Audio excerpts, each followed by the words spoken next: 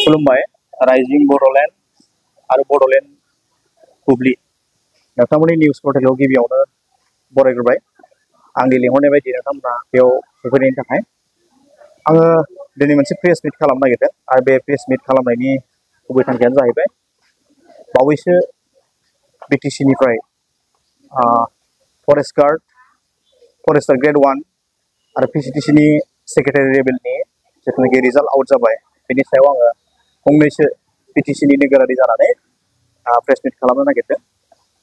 दा आं गिबियाव बिटिसि गभर्नमेन्टखौ गिबियावनो आङो साबायखर बावग्रोगोन बे गासै पस्टखौ क्रिएट खालामनायनि थाखाय।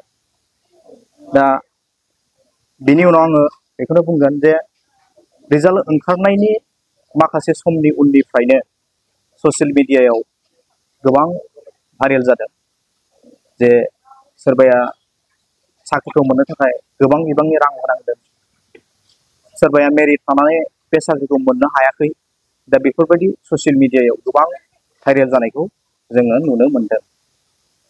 दा आं बेनि सायाव सरकारखौ खावलायगोन गिबियावनो जाहाथे सरकारा बेनि सायाव मोजां रोखोमै तदन्त खालामो। मानो होनोब्ला सरकारा बेवहाय दायथ' थाबाय जे रांखौ लामारदोंब्ला रांखौ लानानैसो साख्रिखौ गोमारदोंब्ला सोर होदों, बबे लेभेलाव जादों बे खामानिया, दा बेखौ सरकारा तदन्त खालामनांगौ। आरो बेनि सायाव जुदि ओंखारमारोब्ला सरकारा जायफोर बेक्तिया जायफोर अफिसार्सफ्रा बे खामानिखौ मावदों बेनि सायावहाय गोख्रों राहा लानांगौ। मानो होनोब्ला जोंनि बिटिसि ओनसोलाव थानाय मेरिट थानाय स्टुडेन्टफ्रा दिनैहाय बे साख्रिखौ मोननो हायाखै होननानै अजद दिखांदों। दा बेनि थाखायनो आङो बिटिसिनि सासे नोगोरारि जानानै बेखौहाय सरकारनिसिम खावलायबाय। मानो होनोब्ला जोंनि बिटिसिआव थानाय गोरों गोरों गथ'फोरा जुदि बेफोरबायदि रांजोंसो जुदि साख्रिखौ मोनोब्ला जोंनि बिटिसिआव थानाय गोरों गोरों गथ'फोरा साख्रिनिफ्राय बन्सित जानानै थालांगोन आरो बिथांमोननि गावखौ सुंथानायनि राहाया गोमागोन होननानै जोङो बयबो बुजिनो हायो।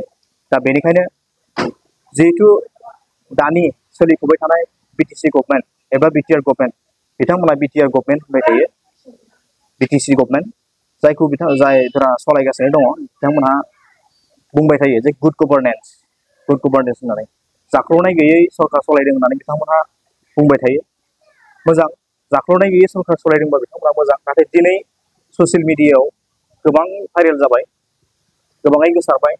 दा बेनि सायाव बिथांमोना तदन्तखौ खालामथारनांगोन, होमबासो बिथांमोननि जिथुनाखि गुड गभर्नेन्स, जाख्ल'नाय गैयै सरकार सालायनाय, बियो बिथांमोना बेखौहाय प्रुभ खालामनो हागोन।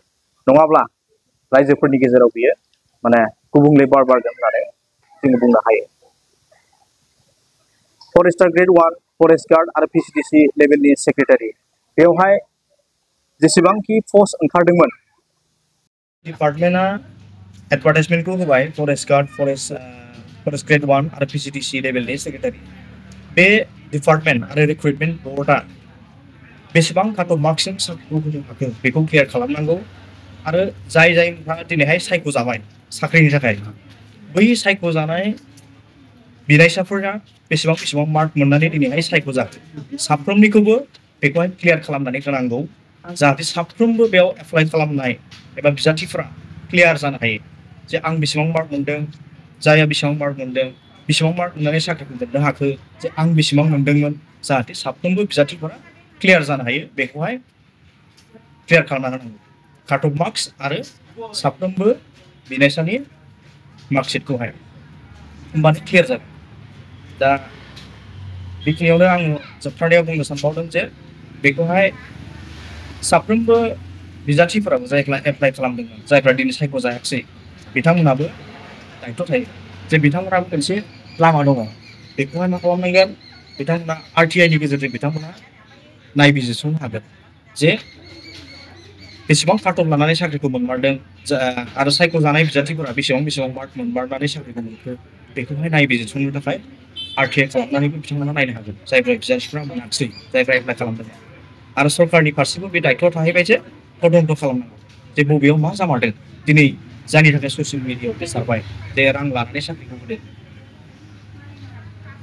बेनिफ्राय नेक्स्ट एडभार्टाइजमेन्ट होयोब्ला सरकार गोदान जानायनि उनाव, सरकारथ' जोबनोसै, सरकार गोदान जानायनि उनाव जेब्लानाखि एडभार्टाइजमेन्ट ओंखारगोन साख्रिनि पस्ट ओंखारगोन जाहाथे बै पस्टफोराव साख्रि थिसननाया जाहाथे ट्रेन्सपारेन्ट जायो जाहाथे थाइसेबो रां लानानै रावबो बिजाथिया साख्रिखौ लानो गोनां जाया बेखौ जाहाथे जायखि सरकार फैया मानो बिथांमोना जाहाथे मोजाङै नायबिजिरो मोजाङै सरकारखौ सालायो बेखौ आङो बिटिसिनि सासे नोगोरारि जानानै खावलायहरबाय मानो होनोब्ला जोंनि बिटिसिया गोबां खस्थ' खालामनानै मोननाय 2003 मायथाइयाव जों बिटिसि मोनदों बिनि उनाव फैनानै आरोबाव 2020आव बिटिआर एकर्ड जाबावबाय बिटिसिनि सिङावनो दा बेखायनो जोङो गावखुंथाइ जिहेतु मोनबाय गावखुंथाइ मोननानैबो जुदि जोङो जोंनि बिटिसि ओनसोलाव थानाय गोरों गथ'फोरखौ मेरिट गथ'फोरखौ जों जुदि साख्रिफ्राव थिसनथाइ होनो हायाब्ला